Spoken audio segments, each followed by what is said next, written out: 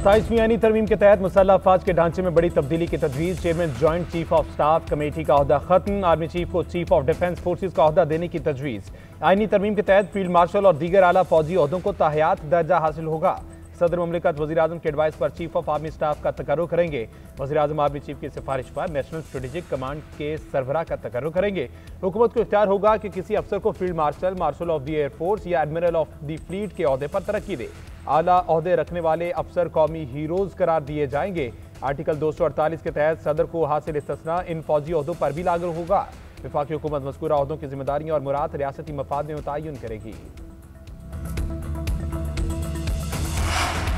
वफाकी काबीना की मंजूरी के बाद 27वीं तरमीम का मसवदा सेनेट में पेश। बिल पर बहस के लिए सेनेट और कौमी असम्बली की मुश्तरका पार्लिमानी कमेटीज का इजलास। चेयरमैन फारूक एच नाइक की तमाम जमातों को शिरकत की दावत। कहते हैं आइन की तरमीम फिलहाल हतमी नहीं, कमेटी अपनी राय देगी। अक्सरियती फैसले के बाद तरमीम मंजूर होगी। तहरीक इंसाफ को भी कमेटी में आना चाहिए।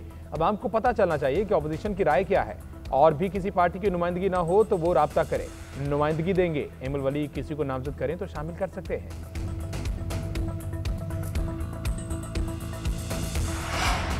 मुल्क के वसीतर मफाद में 27वीं आईनी तरमीम के लिए सब ने मिलकर कोशिश की। अपने कायद नवाज शरीफ को भी एतमाद में लिया। सदर मुमलिकत आसिफ अली जरदारी की रजामंदी पर उनके शुक्रगुजार हैं। वज़ीर-ए-आज़म शहबाज शरीफ की काबीना इजलास में गुफ्तगू। कहा बिलावल भुट्टो जरदारी, डॉक्टर खालिद मकबूल सिद्दीकी, अब्दुल अलीम खान, खालिद मगजी और चौधरी सालिक हुसैन का भी शुक्रगुजार हूँ। सियासी जमातों के वफूद के हमरा बजात खुद मुशावरत की और उन्होंने इस मसवदे की भरपूर तायद की। एमुल वली खान, एजाजुल हक और दीगर सियासी रहनुमाओं को भी एतमाद में लिया। मुल्क में सियासी और माशी इस्तेहकाम की बदौलत मुल्क की समत दुरुस्त हुई। मुल्क की तरक्की और खुशहाली के लिए सबको मिलकर काम करना होगा।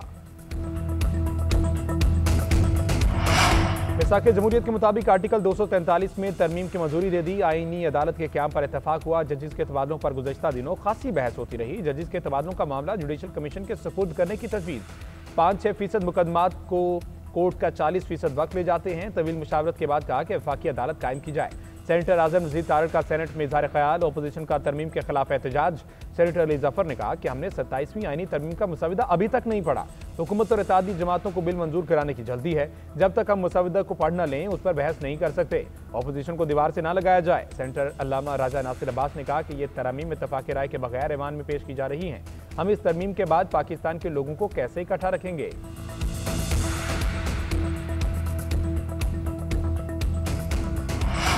27वीं आईनी तरमीम में किसी चीज़ को रोल बैक नहीं किया जा रहा। मिसाक जमहूरियत में जो तय हुआ उसकी तकमील हमारा हक है। सेनेटर शरीर रहमान का कहना है कि अपोजिशन को कायमा कमेटियों में आना चाहिए। आप भी अपनी राय दें। कौमी असम्बली में भी 3 दिन तक 27वीं तरमीम पर बहस होगी। सेनेटर एमुल वली का कहना था कि हुकूमत नया कानून या आइन में तब्दीली अवाम की बेहतरी के लिए लाती है। ऐसा कोई कानून नहीं होगा जिससे सूबों का इख्तियार कम हो। हम हर चीज़ की मुखालफत नहीं कर सकते। आइन और कानून की बहस में शरीक होना लाजिम है। जो गुजारिशात और तजावीज़ आइन उनकी खुलकर हिमायत करें। JUI के कामरान मुर्तज़ा ने कहा कि जो नकात 26वीं तरमीम से माइनस हुए वो अब 27वीं तरमीम में लाए जा रहे हैं। पाकिस्तान पीपल्स पार्टी 1973 के आइन का क्रेडिट लेती रही। उन्हें मुबारक हो, अब 73 के आइन का क्रेडिट उनका नहीं रहा।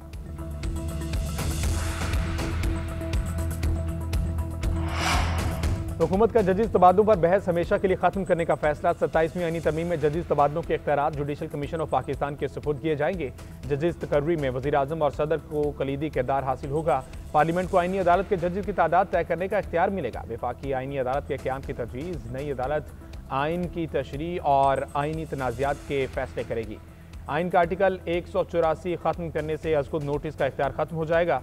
सुप्रीम कोर्ट सिर्फ अपीलों और अमूमी मुकदमात की अदालत रहेगी। वफाकी आईनी अदालत के चीफ जस्टिस की मुद्दत 3 साल मुकर्रर होगी। आईनी अदालत के फैसले मुल्क की तमाम अदालतों पर लाजिम होंगे।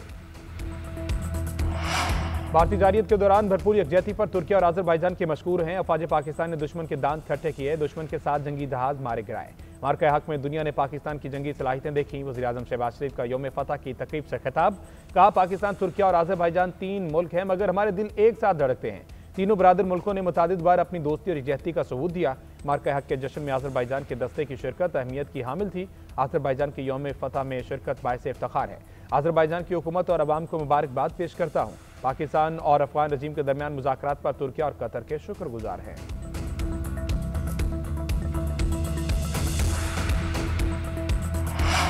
वज़ीर-ए-आज़म शहबाज शरीफ के दौरे पर बहुत खुशी है। यौम फतह की तक़रीब में उनकी शिरकत फ़ख्र का बायस है। सदर आज़रबाईजान इल्हाम अलीयव का पाकिस्तान और तुर्किया के सरबराहान की आमद पर खैर मकदम। अपने खिताब में कहा कि तुर्की और पाकिस्तान ने जिस तरह हमारा साथ दिया उसे कभी फरामोश नहीं कर सकते। पाकिस्तान और तुर्किया के फौजी दस्ते तकरीब में खुसूसी तौर पर शिरकत कर रहे हैं, उन्हें भी खुश आमदीद कहता हूँ। तुर्क सदर रजब तैयब एर्दोगान का कहना था कि हम तीन मुल्क एक खानदान की मानद हैं। तीनों ममालिक के दरमियान ताउन वक्त के साथ मजीद मजबूत होगा। सदर इल्हाम अलीयव की क़यादत में अज़रबैजान ने कामयाबियाँ हासिल की। काराबाग की फतह से नाइंसाफ़ी का एक दौर खत्म हुआ। अमन मुआहिदा अज़रबैजान और आर्मीनिया की क़यादत की दानिशमंदी का मुज़हर है।